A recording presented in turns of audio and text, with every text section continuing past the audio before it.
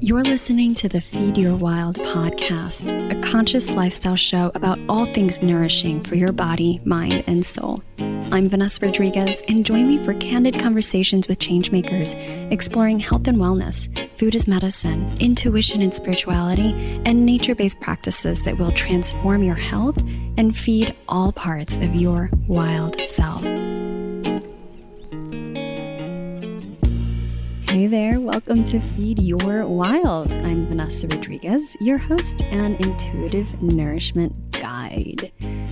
Today, I have another solo cast, but this time, I wanted to cover some of the phases and stages of becoming an intuitive healer that I have experienced and that I've also witnessed in other folks. Now, why am I doing this episode? Because I keep receiving emails, DMs from people on their healing journey, their intuitive healing journey. And there is a spectrum, an array of backgrounds and paths that people are on, but there are some through lines. And I know that a lot of people who I've connected with can't necessarily see too far in the future on their path of where they're going, or maybe they feel like they don't have what it takes to be a quote healer, or they just don't have any clarity, or they're feeling stuck. And so I thought that this episode would be helpful in just sort of like painting a picture of what this could look like and utilizing the case study of myself, per usual, to demonstrate sort of this spiralic journey that many of us that are tuning in and are being activated lately are being called to step into, or we're journeying currently. Now, I know I've mentioned this in previous episodes, but when I utilize the term healer, what I really mean is that, well, number one, everybody is a healer because all healing is self-healing.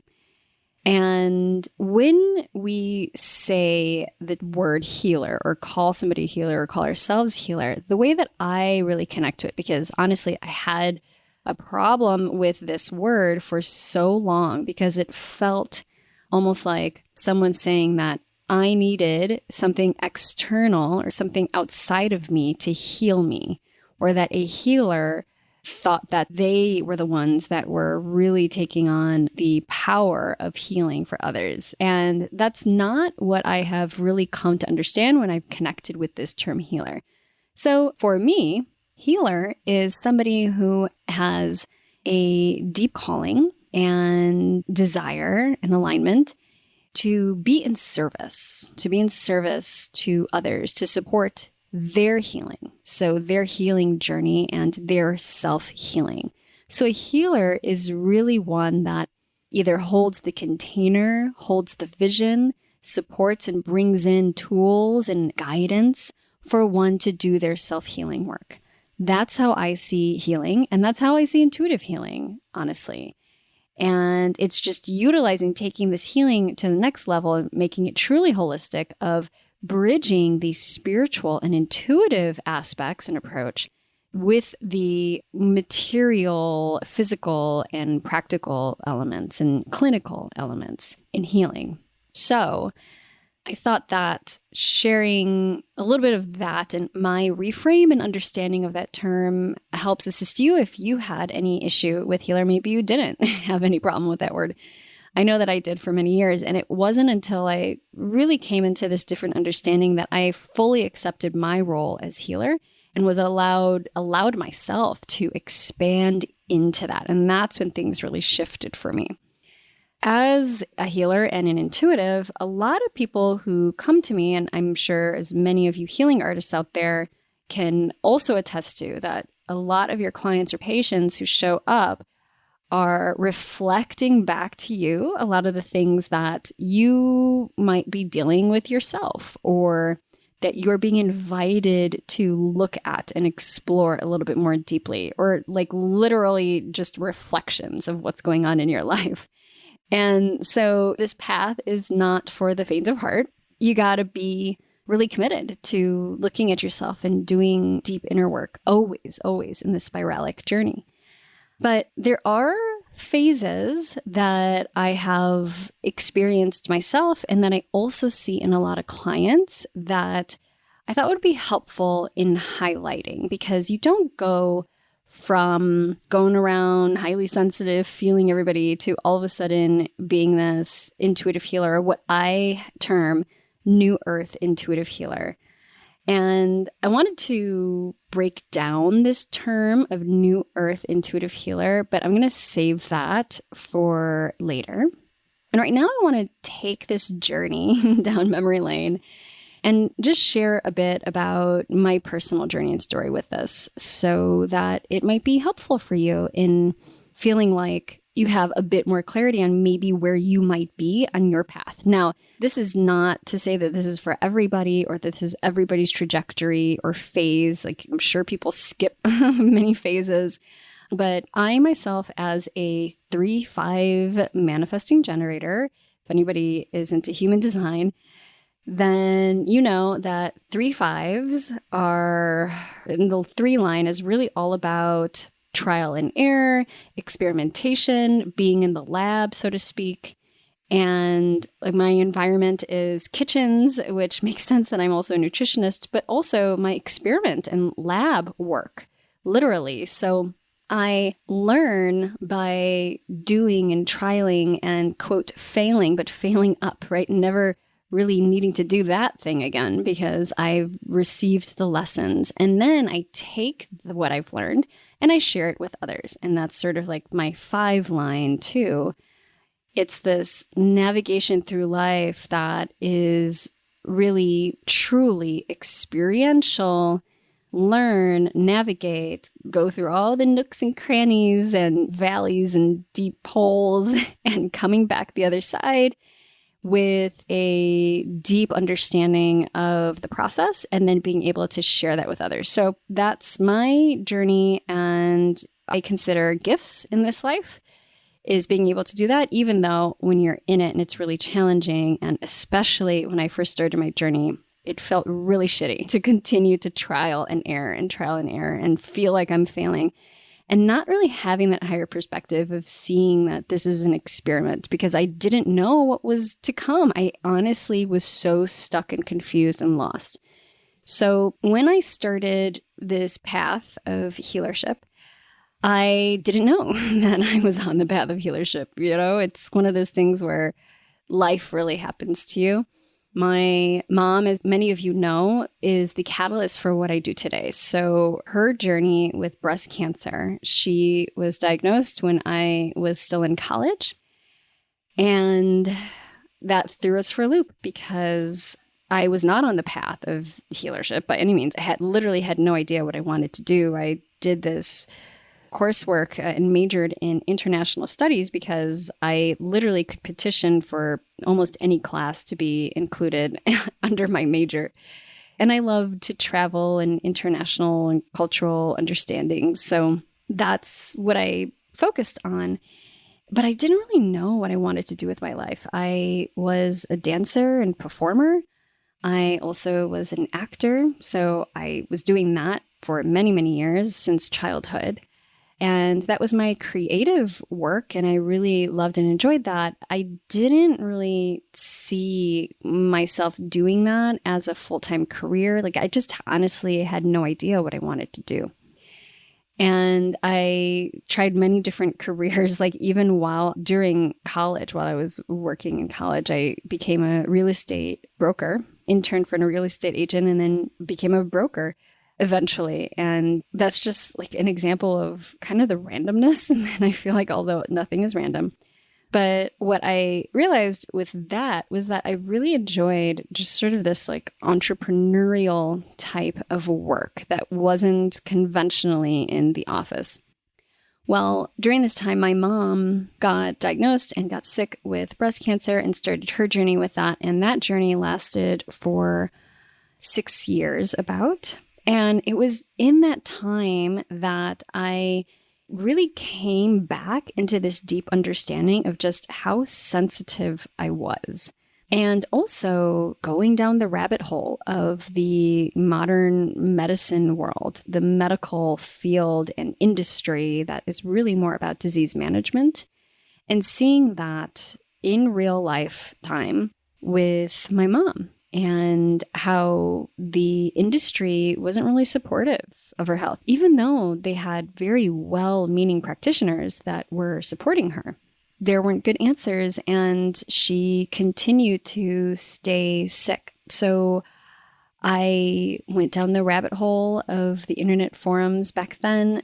I feel like a lot of the health stuff that I was getting into, the quote alternative health stuff, was way more fringe than what it is now, which, let's see, she passed. It's been 12 years already since she passed, and she journeyed with breast cancer for a little over 6 years. So right there, it's like over 18 years ago.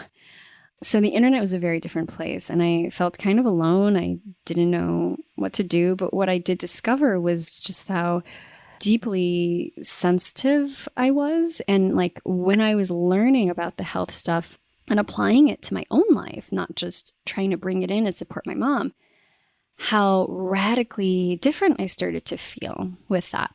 Now, at that point, I wasn't even really doing the deep inner work and introspective work that you could say was deeply spiritual or intuitive. I was just getting started on the physical. But I started to piece things together the deeper we went with my mom's journey. And I saw how a lot of what seemed connected to her health, her disease, her past, was not so much physical in nature, but a lot of what she had experienced as a child and her relationship with her parents and her father, for example. So I started to relate it more in that mind-body perspective. And when I started to apply that to my own life, I realized, oh my gosh, like so much of what I am journeying with in terms of health has to do with what I have received, inherited from my lineage and my mom, and what has been passed down to me, not at the physical or genetic level per se, like just genetic, but it was this deep emotional and what I didn't label at the time as a spiritual, but definitely spiritual and emotional inheritance that I had received and that impacted my own physicality and my health in my life. So that was the first stage when I started to understand this stuff. At that point, I didn't know anything about astrology or the Akashic records. Like I was so far from that.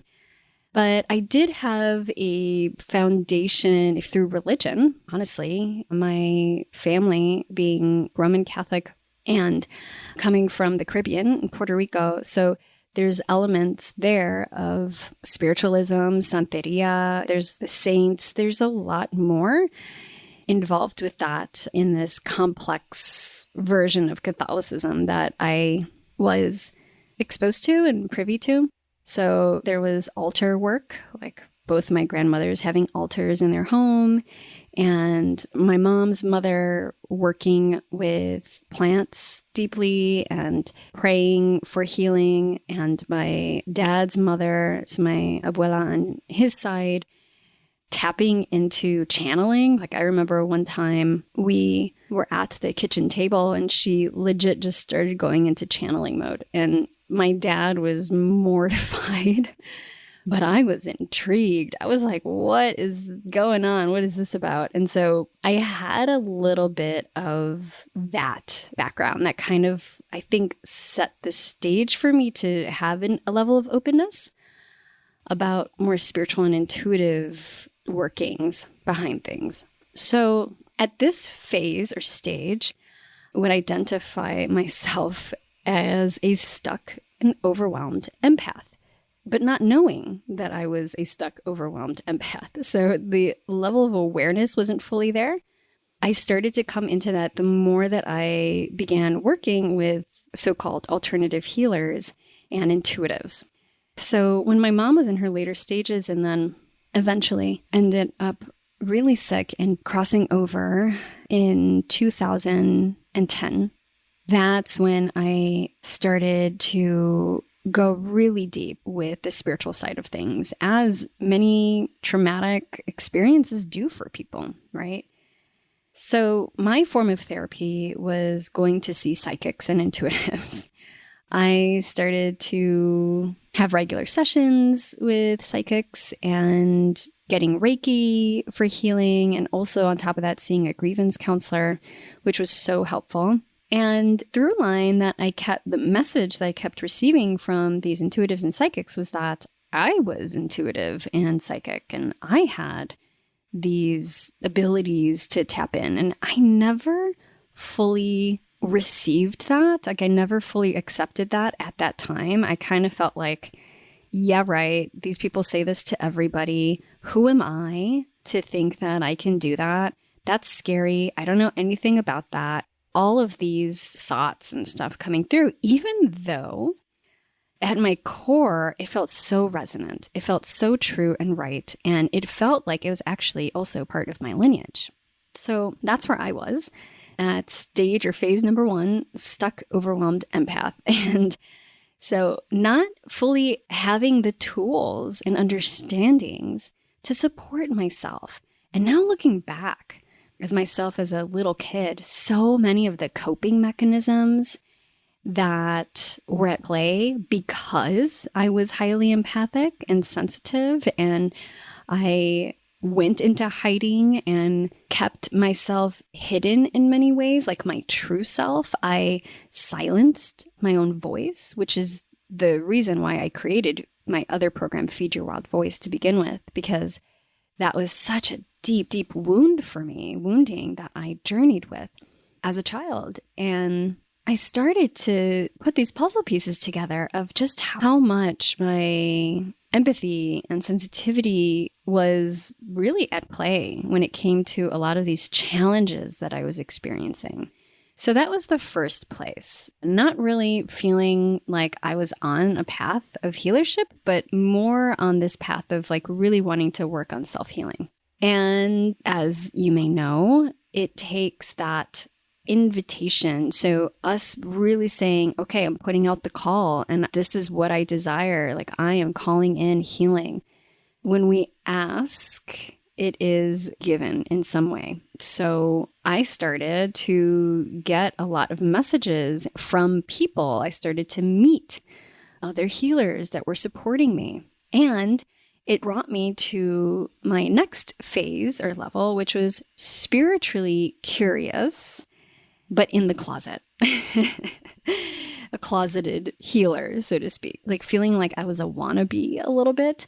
This path of healership still not fully fleshed out, or like me even thinking that I was going to go into the healing arts. Because at that time I was working in real estate, and then I started working in this alternative investment firm that was also pretty tiny and entrepreneurial. But yeah, I mean, seems random, right? Like real estate and then investments. There is a lot more when it comes to my money line. That is a whole nother episode. But I just think it's really interesting that on the material plane, like those were the vocations that I was being guided to. I mean, I didn't really even go for them or like want them per se. They kind of fell into my path, and it was an easy yes. Like there was the path of least resistance. So I started working in this office, very small, entrepreneurial, but an office nonetheless, working with money in corporate kind of, but in this alternative investment world. And I stayed there for like 9 years or so. I don't remember how long, but it was a lot. And I learned a lot. But what I started to do was become this, what I call the 9-to-5 hustler healer. So I was spiritually curious, but I was in the closet. So I didn't really talk about it with anybody other than really close people and some members of my family. And I started to get trainings. So I tell this story in the episode about the Akashic Records 101, but how the Akashic Records find you, right? So the Akashic Records definitely found me. I didn't know what they were.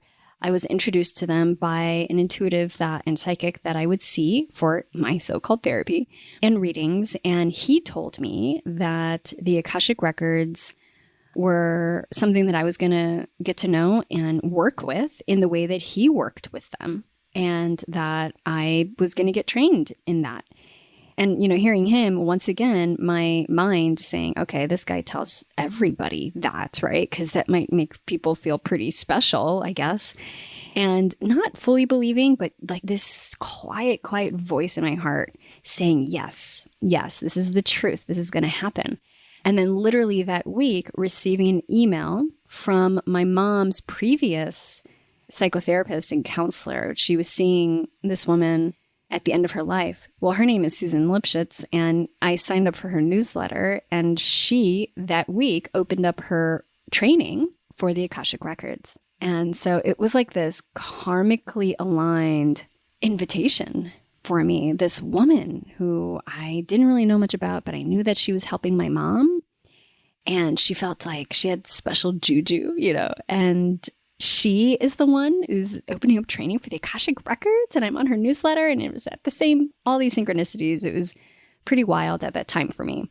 Looking back, I'm like, yeah, of course, right? But lo and behold, for someone who's just starting on this path, these synchronicities are really profound, right? And so I started to train with Susan. And so I talk about Susan. We have a podcast episode with Susan, and she became my mentor in the Akashic Records. And so I was doing that work while still working in the office, but I was doing my own deep spiritual work around this and self-inquiry process. I was working and in circle with other readers, Akashic Record readers practicing. So we had a practitioner practicum, and I was in that for over a year. And not even bringing this out into what I started my health coaching practice at that time also, and my nutrition practice. But I was not doing any kind of crossover. That was strictly health, physical related, clinically related. And I was not bringing in the spiritual side because I felt like this was just for me. But what started to happen when you are working at those levels is that people feel that, and they start to be magnetized to you. They come to you for healing. You haven't put out your shingle or an invitation for people to start working with you. So I started to work with people, my coworkers in the office during lunchtime. I legit would bring my tarot cards, my tarot deck, and other fun tools and oracle decks and stuff like that. And I would do readings for people during lunch. And so this is what I call a 9-to-5 hustler healer, where you're doing this stuff during lunchtime or moonlighting as a healer and not doing it professionally. So I wasn't charging them anything, but people continued to come and they were receiving value from it. And I was practicing and at the same time doing my deep inner and spiritual work. So spiritually curious, doing the work, but still in the closet, so to speak. That's where I see so many people is like they are maybe have moved on to professional healer, which was the next stage in my life and next phase, working as a professional healer, but doing so in a more conventionally leaning or clinical way and still in the spiritual closet. So now I made the leap from the office to actual healing work and working with people as a nutritionist and getting even more education around it, going back, getting my master's, like feeling like it kind of was never enough. But I also love education in school. So I love learning and I wanted more of that. But there is a line there where sometimes, yes, we may love education and that the education will be really supportive for us in training to be in an integrity and in deep knowledge with the work that we're doing, right?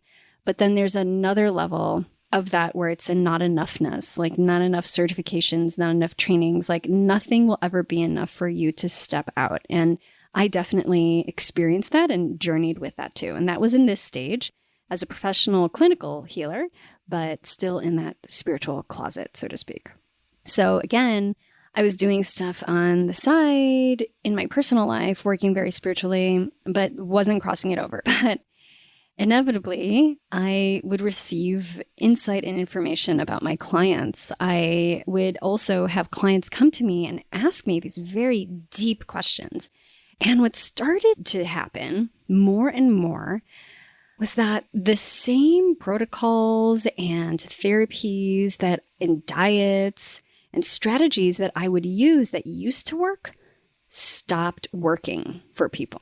And I started to see a lot of people that had these profoundly deep issues that were obviously impacting their physical health. So it was more of like, okay, the root of this is spiritual, emotional.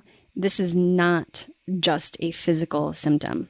So I was basically forced to go deeper with people because what I had in my toolbox prior stopped working, which is pretty scary. And I see this with a lot of professional healers. And I see this like even on a bigger scale collectively happening because I honestly feel like we are being called to step more onto the path of true holistic healing, which includes the spiritual. And it actually starts with the spiritual.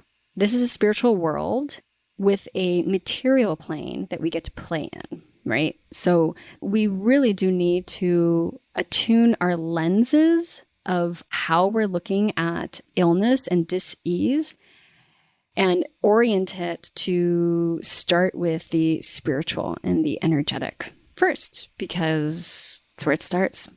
So here I am really being forced to, if I wanted to continue this work, to show up with my gifts, my innate gifts that I didn't even identify at that time. So here I was still doing this deep spiritual work. I had been doing readings for a while now and had a lot of practice with that and felt comfortable with it, but not with clients and still not fully understanding what my gifts were. So one of the things that's really helpful about knowing your gifts is that you can lean into them and then expand them. And things become so much more easeful, I'll say. Maybe not easy, but easeful.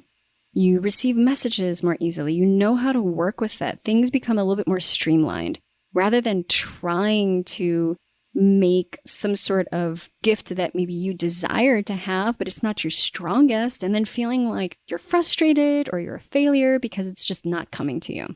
So that's one of the things is really important, is getting to know thyself and heal thyself. And part of knowing thyself is knowing not just your blocks and challenges and fears, but also your gifts, your unique gifts, what you came here with, what you came here to expand and share with the world. So this is the point where I started to get curious about that. And I also got clear guidance that it was time to bring the Akashic Record work into my clinical practice. So I started to do that. And when I began working in that capacity, everything changed. Everything changed. And when I say changed, it doesn't mean like all of a sudden everything was a million times better.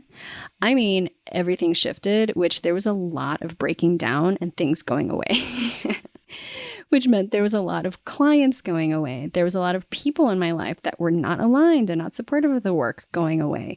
There was a lot of shakiness when it came to my daytime job. I had wanted to build a runway, and I was working with the records on how can I leave my day jobs and feel like I could take the leap to support myself, because I wasn't making enough money because I wasn't doing my healing work full time to support myself. So I was praying on that and reading the records on that. And then I had a higher manager come to me and ask me, Vanessa, I notice XYZ, like we want you to be involved in this new role that we're creating. Things are shifting and shaking up in the company, and we want you to continue with us. And this is the time, like, are you interested? Are you in or out? So I had to be really honest and connect with my heart and utilize my voice and say the scariest thing, which was, no, I'm not. This is no longer a fit. I am not in the future with this company. And I had no idea what was going to happen with that. But in that conversation, and I think with my honesty, the manager was like, okay, well, we value your work here and We want to make this transition good and easy for everybody involved. So how about we make a 6-month exit plan, which is exactly what I had wanted to do.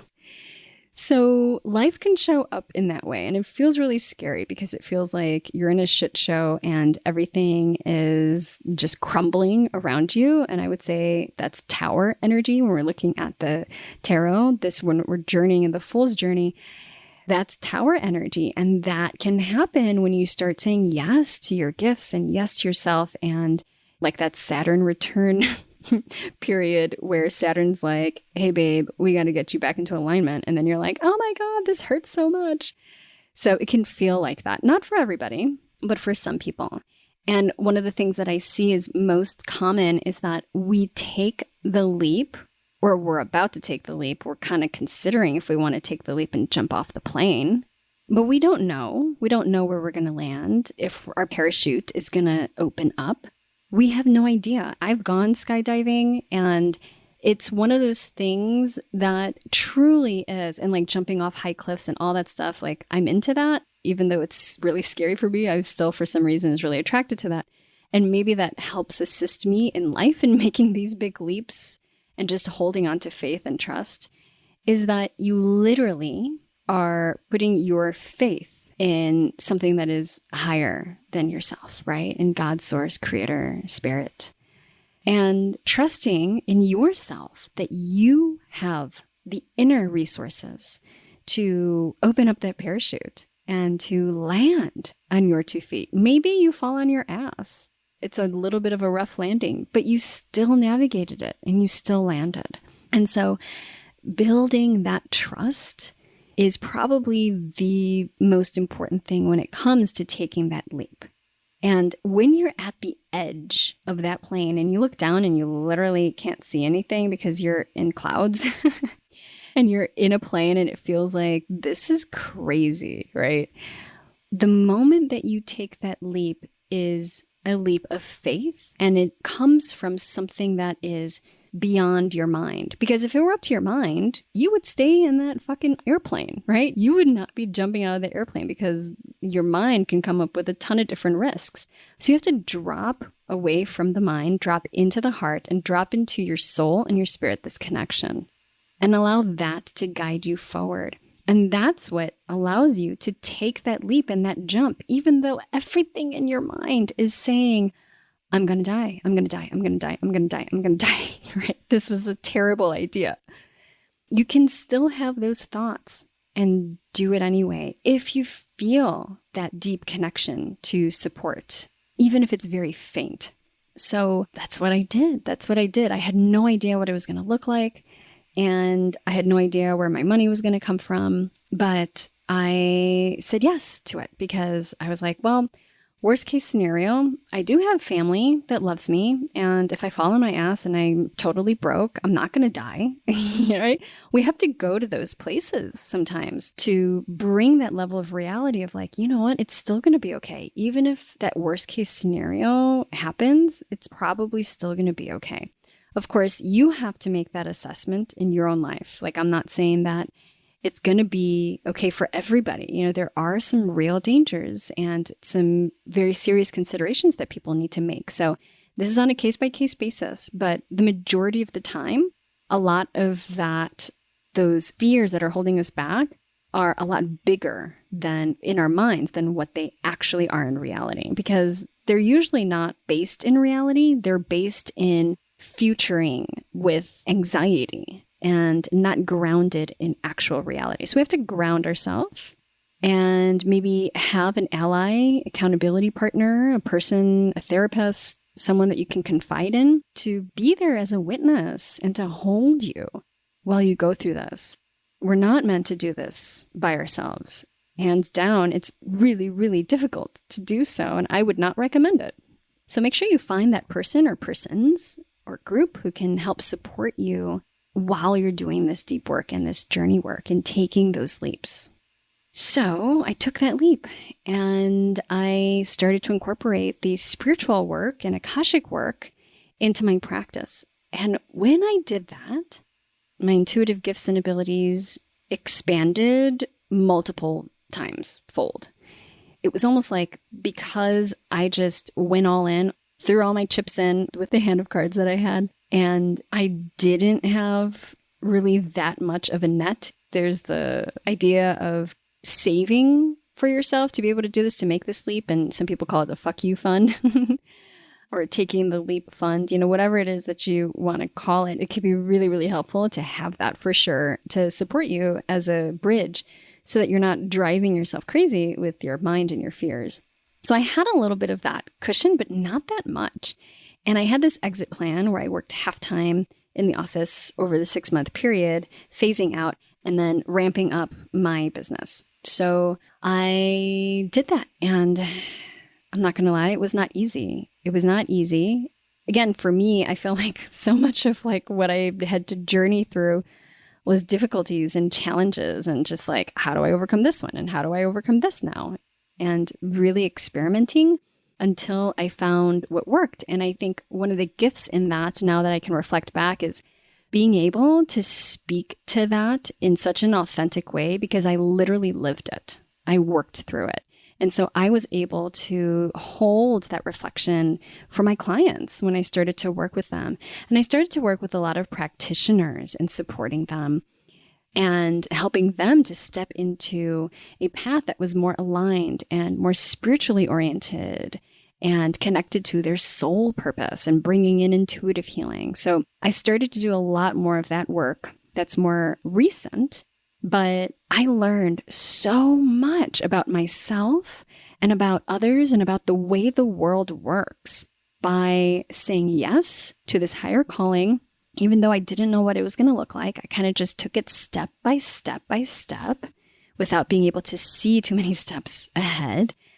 I held on to that faith because I didn't have any other choice. And I think that's one thing that even all entrepreneurs, like true entrepreneurs, have in common, is that the ones that keep going for years and years, there's this grit and tenacity and probably stubbornness, to be honest, that you're going to make it happen. It's just a matter of time. Of course, it's just a matter of time. You're going to make it happen, even if you go through all these failures. So that's kind of the story of my life, but also how I journey as an entrepreneur. And some things don't work, and then you put them aside and you try something new or you pivot. And that's how I have really come to where I am today.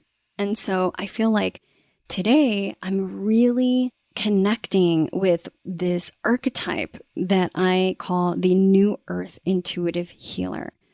And to me, the New Earth Intuitive Healer is one that is connected in all realms, definitely spiritually and divinely connected, and also connected deeply to their body and their heart and their emotions and their mind and their ego. Like there's deep relationship on all these levels and understanding that it's always in process, right? There's never any final destination when it comes to, oh, I've finally reached and attained like the highest form of intuitive healer. I don't believe in that. The time of the guru is over right now. We're really being called to step in and do our individual work and support others through our gifts. And we don't have an intermediary between us and God or divine. It's us. We are the Hierophant. We are the direct line. And so the New Earth Intuitive Healer understands that deeply. The New Earth Intuitive Healer holds a vision of what is possible and holds a vision for not just the personal journey that they're on, but also the collective journey and timeline and destiny, and sees how they play a role in that. They are no longer in hiding. They're no longer that spiritually curious, but in the closet healer. They are now out of the closet, loud and proud, big hair, I don't care, waving their spiritual freak flag, New Earth Intuitive Healer. Now, does that mean that they're putting it in everyone's face all the time? No, of course not. You're like living your normal life, right? But you're not hiding parts of yourself anymore. You are expressing the fullness of your voice, the fullness of your gifts, the fullness of you. And when you do so, it expands and you become magnetic. and things start to shift. You experience more synchronicities in your life. You connect with others that are on your path. Like karmic cycles happen so much more rapidly and are arguably less arduous and challenging. Although I'm not going to say that for sure, because I feel like next level new devil, as they say, there's always going to be challenges. You're never not going to have a challenge. And so just know that that's what we signed up for when we came here onto Earth School. And we came here not just to learn as students of Earth School, but so many of us, you who are listening, if you're still listening by this point, you are here to be in service, to support, whether that's your family, your loved ones, your greater community, patients, clients, the other than human world, our plant allies, our animal friends, non-physical entities and beings. Like there is so much work that we can do that you might be called to step into that doesn't look like so-called conventional healing work. You may not even identify as a healing artist. Like I said, maybe you're still feeling like you're a stuck, overwhelmed empath. Or maybe you are that spiritually curious but in the closet healer or hustler healer. Maybe you are a professional healing artist or like a clinical healing artist, but you're feeling called to step more into your gifts and you're spiritually curious, or you're already getting intuitive hits, but you don't feel comfortable or invited to even share that. You don't feel like you can truly be yourself, even maybe with your own family. The New Earth intuitive healer is fully themselves everywhere they go, unapologetically. And the miracles that happen when you step into that level of self-acceptance and self-love, it's indescribable. Possibilities are limitless. I believe with all of my heart, my soul, my everything, that the New Earth intuitive healers are like seeds here on this planet. Those star seeds, right? That are called, they're meant to be awakened and to express themselves fully, because our earth needs healing now more than ever. Our collective, the human race, needs deep, deep, deep healing. And it's no longer enough to tend to just the physical. It's no longer enough to tend to just the mental or emotional. We must be truly holistic and incorporate the spiritual and utilize your intuitive gifts. These are activations. These awakenings don't just happen for you in your personal life. When you awaken and get activated, it's like this ripple effect that occurs. And I talk about this tapestry that we weave together. And I first tuned into that with my work way back when with Susan Lipschitz. I learned so much from her in those early days. I still do. But in those early days, having a mentor was a game changer. It was literally life-changing for me. And being in circle, she would host these women's circles every month. And for 13 moons, we would sit together. And I cannot tell you how healing, profoundly healing that container was. Even though I didn't really understand what was going on or felt like anything was changing in a big way, man, oh man, looking back, were things changing under, like literally the foundation was being reset. And so I encourage you to find a mentor. I encourage you to find a circle, a group that you can be a part of, that you can just plug into and maybe not even fully participate, but just literally to be held and to be witnessed in this process, whatever stage or phase you feel like you're in. Of course, I would love to have you, if you feel called into our circle in the wildly intuitive practitioner pathway. We already have some incredible healing artists that have said yes, that are in our container and our chariot, so to speak, of this mentorship and practitioner mastermind.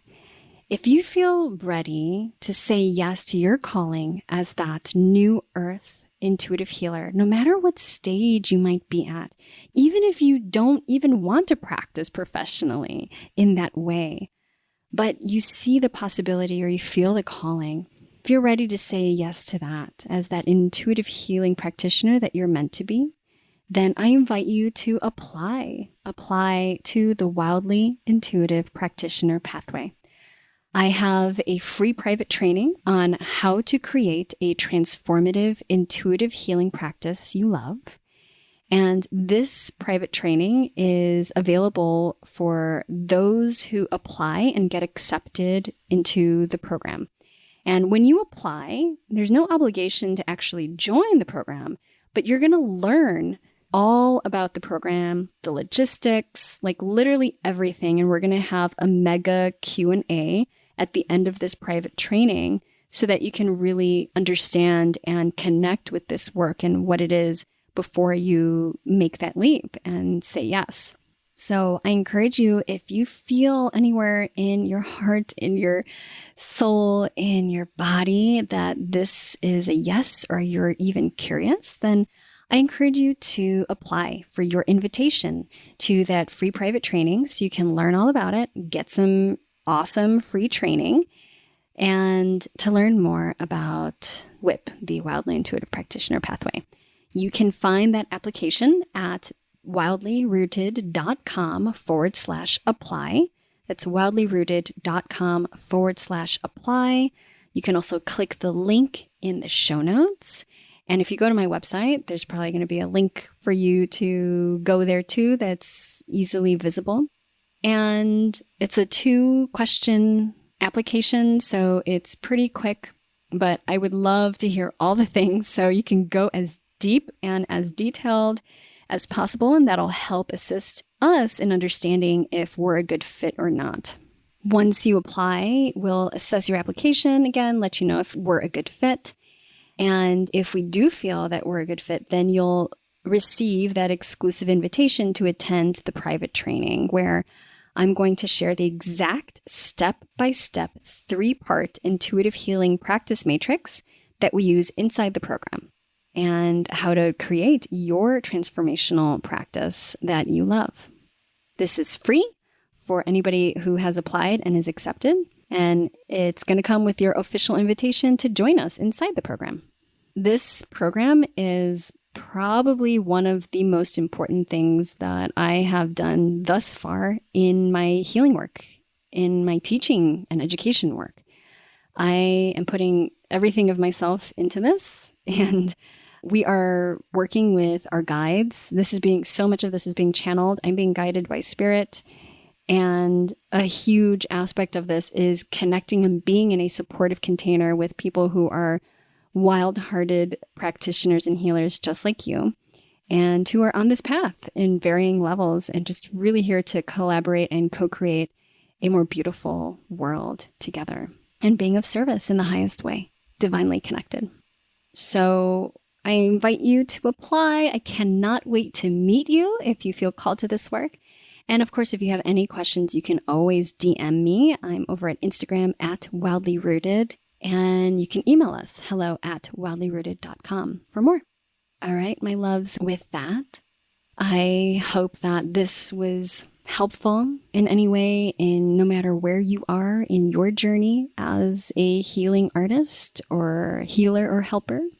And thank you. Thank you for being who you are. And thank you for your work with the capital W here on Earth. It's needed. So much love to you. I'll see you on the other side.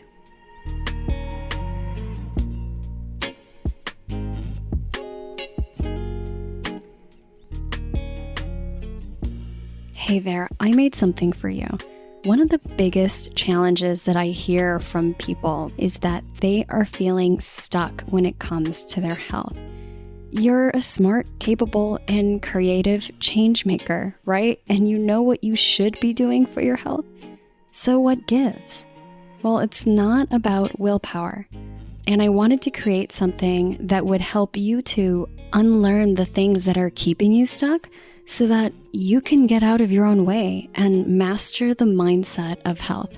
That's why I created Wildly Unstuck, where you'll learn the top 5 things that I have found to sabotage your health goals and what to do about them. You'll learn what it really takes to become committed and unstoppable when it comes to your health goals, and find the clarity you've been looking for so you know exactly what to do to get back into alignment. And I made it totally free. So if this is something that you want to dive into and create a vision and soul goals for your health and your life, and bring your gifts to the world, because we know that we need it, then I invite you to join us in Wildly Unstuck. You can find that at wildlyrooted.com/unstuck. I'll see you on the other side.